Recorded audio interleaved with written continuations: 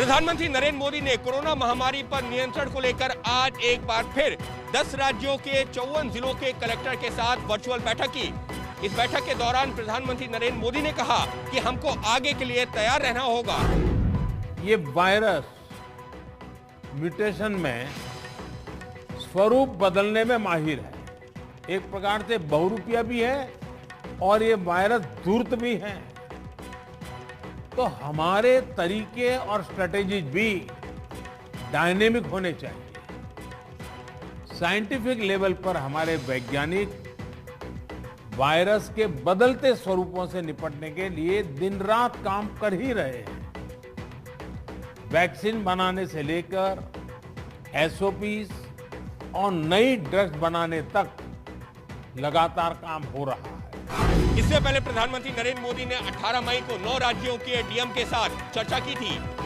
महामारी के दौरान ये वो पहला मौका है जब प्रधानमंत्री सीधे अलग अलग राज्यों के जिला अधिकारियों के साथ संवाद कर रहे हैं। कोरोना पर प्रधानमंत्री नरेंद्र मोदी की बैठक में पश्चिम बंगाल की मुख्यमंत्री ममता बनर्जी भड़क उठी। ममता बनर्जी ने कहा कि इस बैठक में उन्हें बोलने का मौका नहीं दिया गया, ये बेहद अपमानजनक है। लेकिन ऐसा हुआ क्यों? प्रधानमंत्री नरेंद्र मोदी ने कोरोना महामारी पर नियंत्रण को लेकर 10 राज्यों के 54 जिला कलेक्टरों के साथ वर्चुअल बैठक की। उनकी बैठक में मुख्यमंत्री ममता बनर्जी भी शामिल हुई, लेकिन उनके साथ राज्य का कोई कलेक्टर शामिल नहीं हुआ। मोदी की बैठक के बाद ममता ने प्रेस कॉन्फ्रेंस पर नाराजगी जाहिर की। It was just a casual super flock meeting. We the chief ministers are feeling insulted and humiliated. And we are astonished to see that Prime Minister called a meeting and invited the chief ministers, and all the chief ministers were sitting just like puppet. Nobody is allowed to speak. पहले तो सवाल यह है कि ममता जी ने आज तक प्रधानमंत्री के द्वारा आहूत कितनी बैठकों में भाग लिया है। कहना यह है कि वो मीटिंग में प्रधानमंत्री के साथ भाग नहीं लेती और आज मीटिंग को डिस्टर्ब करना चाहती हैं। कोरोना की जांच के लिए अब लैब जाने की जरूरत नहीं, सरकार ने घर पर ही टेस्ट करने की इजाजत दे दी है। सरकार ने कोरोना की गाइडलाइंस में बदलाव करते हुए अब कोरोना की जांच घर में ही करने की इजाजत दे दी है।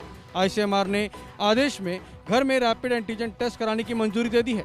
इसके लिए my lab discovery solution limited Pune की एंटीजन टेस्ट किट को मंजूरी दे दी है। इस किट के जरिए लोग नाक के जरिए सैंपल लेकर घर पर ही संक्रमण की जांच कर सकेंगे। इसके इस्तेमाल के लिए जारी नई एडवाइजरी में खास बात यह है कि आप पे घर पर किए गए टेस्ट की रिपोर्ट ऐप के जरिए आईसीएमआर तक पहुंचेगी, जिसे गोपनीय रखा जाएगा। याद रहे कि इस टेस्ट किट से जो लोग पॉजिटिव आएंगे उन्हें होम आइसोलेशन में आईसीएमआर और स्वास्थ्य मंत्रालय के गाइडलाइंस का पालन करना होगा। वहीं लक्षण वाले मरीज जो इस टेस्ट में नेगेटिव आएंगे उन्हें आरटीपीसीआर टेस्ट करवाना होगा। घर बैठे कहीं भी हमारी कोरोना पॉजिटिव या नेगेटिव हम क्या है ये जान सकते हैं। किस तरीके से इस किट का हम इस्तेमाल कर सकते हैं जानने के लिए हम पॉजिटिव हैं या नेगेटिव। अगर आपको सिम्टम्स हो या आप कोई सिम्टम्स वाले व्यक्ति के कांटेक्ट में आए हो तो आपके लिए ये किट है। एक बार आपने सैंपल ले लिया तो आपको इसे इस बफर ट्यूब में डाल के इसे नीचे दबाकर इसे आपको 10 बार रोल करना है। इसके अंदर डाल के हमें रोल करना जिससे वो मिक्स हो जाए। एक बार आपने कर लिया, यहाँ एक ब्रेकेज पॉइंट होगा जहां आप ये स्वैब को तोड़ सकते हैं। इस कैसेट पे आप इस जो हमने सैंप निकाला है उसके 2 ड्रॉप अपने इस पे कैसेट पे डालेंगे।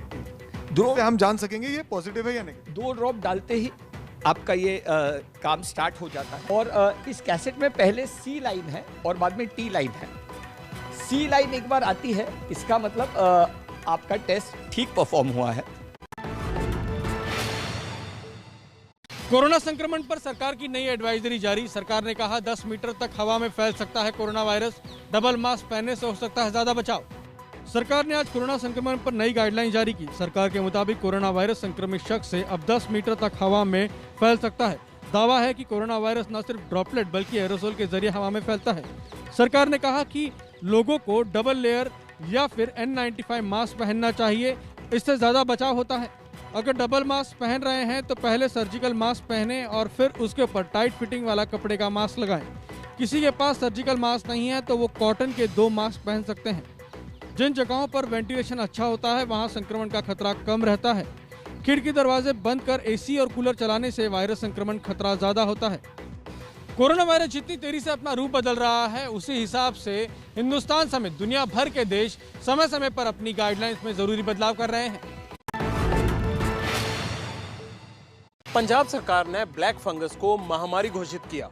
पंजाब के 3 जिलों में सामने आए हैं म्यूकरमाइकोसिस के 50 से ज्यादा मामले। ब्लैक फंगस नाम की बीमारी ने पंजाब में भी पांव पसार लिए हैं। इस बीमारी से अब तक पंजाब के 3 जिलों लुधियाना, अमृतसर और बठिंडा में इसका असर देखने को मिल रहा है। पंजाब के 3 जिलों में 51 से ज्यादा मामले सामने आ चुके हैं। अकेले लुधियाना में 20 से 25 मामले सामने आए हैं। अमृतसर में 17 मरीजों का इलाज चल रहा है, जबकि बठिंडा में 9 मरीजों में से 4 की आंख निकालनी पड़ी है। मामले बढ़ते देखकर पंजाब सरकार ने म्यूकरमाइकोसिस यानी ब्लैक फंगस को राज्य में महामारी घोषित कर दिया है। ब्लैक फंगस कोरोना से संक्रमित या फिर कोरोना से उभर रहे लोगों को अपनी चपेट में ज्यादा ले रहा है, या फिर उन लोगों पर अटैक करता है जिनको हाई शुगर लेवल की शिकायत है। कोरोना के बीच देश में हर दिन ब्लैक फंगस बीमारी का खतरा तेजी से बढ़ रहा है। कई राज्यों ने कहा केंद्र सरकार इस बीमारी को महामारी घोषित करे।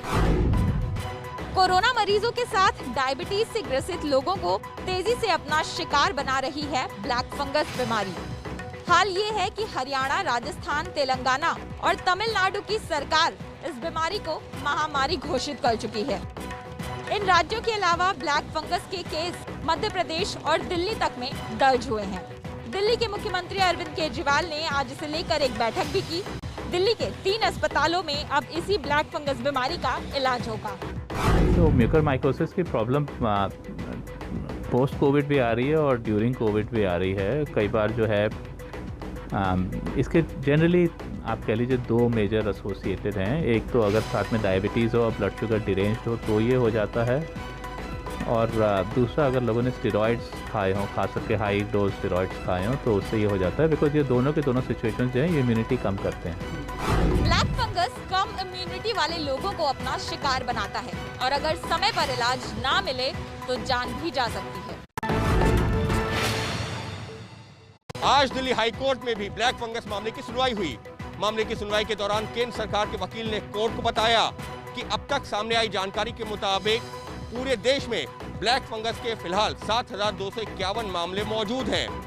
और बात की जाए देश की राजधानी दिल्ली की, तो दिल्ली में फिलहाल 19 मई तक 197 मामले सामने आ चुके हैं, जो कि पूरे देश में कुल मामलों का करीबन 3% हिस्सा है। ब्लैक फंगस से निपटने के लिए जरूरी इंजेक्शन की उपलब्धता पर दिल्ली हाई कोर्ट ने कहा कि ये ऑक्सीजन की तरह का मामला नहीं है। जब हमारे देश में इसकी उपलब्धता ही नहीं है तो हमको हालातों को देखकर ही कोई फैसला लेना होगा। कोर्ट के पूछने पर केंद्र सरकार के वकील ने कहा कि हम अलग अलग कंपनियों से इसके प्रोडक्शन को लेकर बात कर रहे हैं। कोर्ट ने कहा कि ब्लैक फंगस के इंजेक्शन को लेकर जल्द से जल्द ग्लोबल टेंडर जारी करने पर भी विचार किया जा सकता है। देश भर के हालातों को देखते हुए अब केंद्र सरकार ने राज्य सरकारों से कहा है कि वो ब्लैक फंगस को महामारी रोग अधिनियम 1897 के तहत नोटिफाई कर बीमारी की श्रेणी में शामिल करे, जिसका मतलब ये होगा कि अब राज्य सरकारों को ब्लैक फंगस के मरीजों का ब्यौरा दर्ज करना होगा और वो सारी जानकारी केंद्र सरकार के साथ भी साझा करनी होगी। बिहार में कोरोना पर अजब राजनीति शुरू हो गई है। आरजेडी नेता तेजस्वी यादव ने अपने सरकारी आवास पर कोविड केयर सेंटर बनाया तो सुशील मोदी और तेजस्वी की बहन रोहिणी के बीच में ही जुबानी जंग छिड़ गई। पटना में तेजस्वी के सरकारी आवास पर बना यह वही कोविड सेंटर है जिस पर यहां हंगामा छा है। तेजस्वी ने यह कोविड सेंटर बनवाया तो बीजेपी के राज्यसभा सांसद ने सवाल उठाए। फिर देखिए तेजस्वी की बहन ने क्या लिखा। आज के बाद से मेरा या मेरी बहनों का नाम लिया ना ये लीचड़ सुशील मोदी तो मुंह थूर देंगे आकर। भाग यहाँ से राजस्थानी मेंढक। सुशील मोदी थेथर है, सुधरेगा नहीं जब तक बिहार की बेटियों से थुराएगा नहीं। अब देखिए कैसे सुशील मोदी ने तेजस्वी के परिवार पर हमले किए थे। तेजस्वी प्रसाद यादव को सरकारी आवास के बजाय अवैध तरीके से पटना में अर्जित दर्जनों मकानों में से किसी को कोविड अस्पताल बनाना चाहिए था, जहां गरीबों का मुफ्त में इलाज होता। तेजस्वी यादव के परिवार में 2 बहनें MBBS हैं, कोरोना संक्रमण के दौर में उनकी सेवाएं क्यों नहीं ली गई।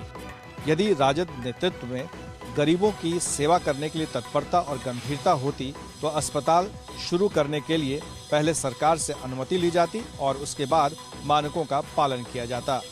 बिहार की सियासत में तेजस्वी यादव और बीजेपी के बीच जुबानी जंग छिड़ी रहती है, लेकिन यह पहला मौका है जब लालू की बेटी रोहिणी की सीधे किसी विवाद में एंट्री हुई हो। सरकारी आवास पर कोविड सेंटर विवाद में तेजस्वी यादव ने आज फिर बयान जारी किया और बीजेपी पर घटिया राजनीति करने का आरोप लगाया। जवाब सुशील मोदी ने भी दिया। हम आदरणीय मंगल पांडे जी को भी कहना चाहते हैं, हमें पता है बिना अनुमति के कोई अस्पताल नहीं चला सकता, इसलिए हमने आपसे निवेदन किया है सरकार से कि आप इसको टेक ओवर कर लीजिए। अब पता नहीं इन लोगों को कौन सी भाषा समझ में आती है, अगर नहीं चला सकते तो अनुमति दे दीजिए, हम लोग जो है हम ही लोग चलाने का काम करेंगे। ये किसी ने भविष्यवाणी की थी क्या, या आकलन किया था क्या, किसी ने ये भविष्यवाणी की थी क्या कि सेकेंड वेव के अंदर ऐसी स्थिति आएगी और सभी मिलकर इसका सामना करेंगे। इससे देखिए कोई एक राज्य का मामला नहीं है, ये देश के सभी राज्यों का मामला है और ये पूरे देश का मामला है। बिहार में कोरोना की दूसरी लहर में जिस तरह स्वास्थ्य सेवाओं की पोल खुली है, उन हालातों में कोरोना से लड़ने के बहाने ऐसी राजनीति किसी भी दल को नहीं करनी चाहिए। हंगामा क्यों है बरपा? एक कोविड केयर सेंटर ही तो खोली है। हमारे पीछे आप तेजस्वी यादव जो बिहार में विपक्ष के नेता हैं, उनके आवास को दिखा रहे हैं। सरकारी आवास है, हालांकि इस आवास में वो रहते नहीं है, कभी कभार आते हैं, कोई बड़ी मीटिंग हुई हो, कुछ लोग आए हों, तब वो जाकर के यहाँ आते हैं और फिर चले जाते हैं। और ये पहले इस आवास में सुशील मोदी हुआ करते थे, अब तेजस्वी यादव के पास है। और ये जो कोविड केयर सेंटर आप देख रहे हैं, 50 बेड एक फ्लेक्स है जो ये बता रहा है कि ये आवास है श्री तेजस्वी प्रसाद यादव, नेता विरोधी दल का, और निवेदक जो है वो राष्ट्रीय जनता दल चिकित्सा प्रकोष्ठ है। नोट में लिखा हुआ है कि यहाँ डॉक्टर, ऑक्सीजन, दवा और भोजन की सुविधा है। क्योंकि सोशल मीडिया पर सबसे ज़्यादा बात होती है, तेजस्वी यादव लगातार ट्वीट करते हैं, फेसबुक पर रहते हैं, तो ये उन्हें भी पता चल रहा था कि पप्पू यादव को समर्थन किस तरीके से मिल रहा है। और साथ ही ये सवाल तेजस्वी यादव से भी हो रहे थे कि आखिर तेजस्वी यादव कहाँ है। तो पता चला वो दिल्ली में है। पिता को जब से बेल मिली उसके बाद से लगातार वो दिल्ली में ही है, एक बार भी आए नहीं है बिहार। तो इसका जवाब देने के लिए उन्होंने फिर से फेसबुक का सहारा लिया, ट्विटर का सहारा लिया, सोशल मीडिया के प्लेटफॉर्म्स के तमाम प्लेटफॉर्म्स का उन्होंने सहारा लिया और एक खानापूर्ति कोविड केयर सेंटर की स्थापना कर दी। यहाँ आपको कोई शख्स नहीं दिखेगा, एक आदमी नहीं दिखेगा, एक डॉक्टर नहीं दिखेगा। कांग्रेस महासचिव प्रियंका गांधी ने उत्तर प्रदेश के मुख्यमंत्री योगी आदित्यनाथ को लिखी चिट्ठी इलाज में हुए खर्च का मुआवजा दिलाने और महंगाई से लोगों को राहत दिलाने की मांग की। प्रियंका गांधी ने 2 पन्नों की चिट्ठी योगी आदित्यनाथ के नाम लिखी है। इस चिट्ठी में प्रियंका गांधी ने कोरोना महामारी में लोगों को राहत देने की मांग की है। प्रियंका गांधी ने योगी को सलाह देते हुए कहा है कि इलाज के लिए लोग कर्ज ले रहे हैं, ऐसे लोगों को मदद करने की जरूरत है। महंगाई से राहत देने, स्कूल फीस में छूट और व्यापारियों के लिए टैक्स में राहत जैसी सलाह प्रियंका गांधी ने दी है। एक और जहां प्रियंका गांधी यूपी सरकार को सलाह दे रही हैं, वहीं यूपी से आई तस्वीरों को लेकर राहुल गांधी प्रधानमंत्री पर तंज कस रहे हैं। राहुल गांधी ने आज ट्वीट किया और लिखा, गंगा माँ की रेत से दिखता हर सब का कपड़ा कहता है कि उसी रेत में सर दफनाए मोदी सिस्टम रहता है। राहुल गांधी का ये तंज उन तस्वीरों को लेकर है जो तस्वीरें यूपी के प्रयागराज सहित गंगा किनारे बसे कई शहरों से आई थी। मुंबई के नजदीक अरब सागर में बार जहाज हादसे के जांच के आदेश, सरकार ने हाई लेवल कमेटी बनाई। बार डूब जाने से 40 से अधिक लोगों की हुई है मौत। 4 दिनों से मुंबई के नजदीक अरब सागर में रेस्क्यू ऑपरेशन चल रहा है। मुंबई के समुद्र में 3 बार जहाज, 1 ऑयल रिग तूफान की चपेट में आ गए थे। अलग अलग 4 घटनाओं में 700 से ज्यादा लोगों की जिंदगी खतरे में आ गई थी। ज्यादातर लोगों को इंडियन नेवी की मदद से बचा लिया गया, लेकिन अब भी कुछ लोग लापता हैं, जबकि बार्ज P305 जहाज के 40 से ज्यादा शव बरामद किए गए हैं। अब सरकार इस बात की जाँच करा रही है कि यह हादसा किसकी लापरवाही से हुआ। तूफान की चेतावनी मौसम विभाग ने पहले से ही दी थी। ऐसे में समुद्र से जहाज को नहीं निकालने के लिए जो लोग जिम्मेदार हैं, उनकी जांच होगी। भारत सरकार के पेट्रोलियम मंत्रालय ने जांच कमेटी को 1 महीने में अपनी रिपोर्ट देने को कहा है। इस बीच P305 के चीफ इंजीनियर रहमान शेख ने आरोप लगाया है कि इस हादसे के लिए जहाज के कप्तान और जहाज के मालिक जिम्मेदार हैं। P305 जहाज काफी पुराना था और सुरक्षा उपकरण भी इस जहाज पर नहीं थे, इसीलिए इस हादसे में ज्यादा लोगों की मौत भी हुई। प्रधानमंत्री नरेंद्र मोदी के गुजरात दौरे पर कांग्रेस ने उठाए सवाल। कहा, मोदी ने तूफान प्रभावित दूसरे राज्यों के साथ भेदभाव किया। प्रधानमंत्री नरेंद्र मोदी ने कल गुजरात का हवाई दौरा किया। मोदी ने ताउते तूफान से प्रभावित इलाकों की जानकारी ली और फिर शाम को अहमदाबाद में हाई लेवल मीटिंग की। अब कांग्रेस कह रही है कि मोदी ने सिर्फ गुजरात का ही दौरा किया, जबकि दूसरे राज्य भी तूफान से प्रभावित हैं।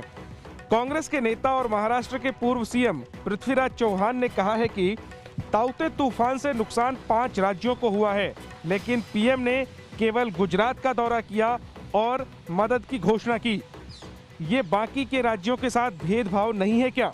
इन राज्यों की प्रभावित जनता के प्रति पीएम की कोई जवाबदारी नहीं है क्या? कल प्रधानमंत्री ने गुजरात का दौरा कर राज्य के लिए 1000 करोड़ के राहत पैकेज का ऐलान किया, जबकि ताउते तूफान की वजह से महाराष्ट्र को भी काफी नुकसान झेलना पड़ा है। समंदर में जहाज पर फंसकर यहां 35 से ज्यादा लोगों की जान चली गई है। जापान में ओलंपिक खेलों को टालने की मांग और तेज हुई है, लेकिन ओलंपिक संघ ने अब तक ओलंपिक खेलों को टालने का कोई संकेत नहीं दिया है। टोक्यो ओलंपिक के लिए मशाल यात्रा की ताजा तस्वीरें हैं। कोरोना लॉकडाउन की वजह से इस कार्यक्रम में काफी बदलाव किया गया ताकि भीड़ ना लगे। ओलंपिक खेल शुरू होने में 2 महीने का वक्त बाकी है, लेकिन जापान में 80% से ज्यादा जनता खेलों को टालने की मांग कर रही है। जापान के डॉक्टरों ने ओलंपिक आयोजकों को गेम टालने की चिट्ठी लिखकर मांग की है। हालांकि अब तक ओलंपिक संघ ने कोई फैसला नहीं लिया है। कोरोना को देखते हुए ओलंपिक कार्यक्रम में अधिकारियों की संख्या आधी कर दी गई है। जापान में पिछले साल भी कोरोना की वजह से ओलंपिक गेम्स टल गया था और अब भी इस पर खतरा मंडरा रहा है। दरअसल जापान में कोरोना के केसेस कम हो गया है, लेकिन लोगों में डर है कि कहीं ओलंपिक खेलों की वजह से इस बार भी कोरोना वायरस जापान में जानलेवा ना हो जाए।